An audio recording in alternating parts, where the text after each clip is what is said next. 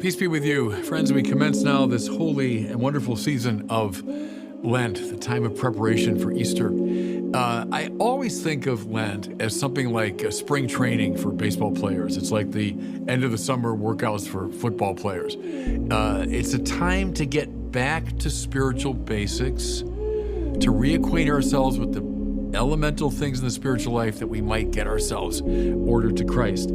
I always think, this is my golf background, I think of Jack Nicklaus and Jack Grout, who was his teacher. Nicklaus, I'm dating myself here, I know, the greatest golfer of all time, great in the 60s, 70s, and 80s. But Nicklaus, even when he was the best player on the planet, would begin the golf season by going back to his home golf course in Ohio.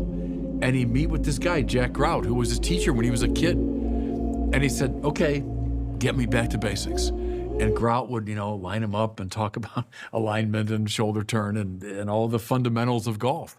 Nicklaus, the greatest golfer in the world, knew he had to get back to basics. So here we are, beginning of Lent, and we're like Jack Nicklaus, and we're going back. The scriptures are going to teach us some of the fundamentals. So, of course, the church brings us back to the beginning. First reading from the book of Genesis. What do we hear? We hear that the Lord God formed man out of the clay of the ground and then blew into his nostrils the breath of life, and so man became a living being. A really basic, elemental truth. We are both animal and angel. We're both physical and spiritual. We are a hybrid, we human beings. We're from the clay of the earth. The other animals are our close cousins. We get hungry and thirsty, we get tired. We're embodied creatures, but we're not just that. The breathing into us the breath of life means the communication to us of something of God's manner of being. That's in our freedom and our intellect and our will and our creativity.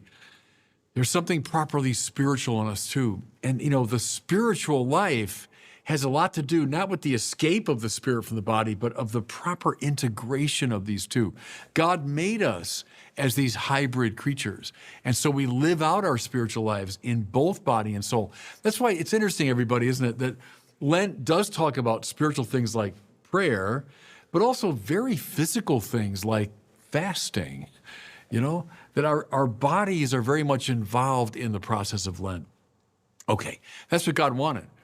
One of the signs of sin, fellow sinners, and don't we all feel this? One of the signs of sin is the falling apart of spirit and matter, the falling apart of soul and body, that we're at odds with ourselves. Now, where does this come from?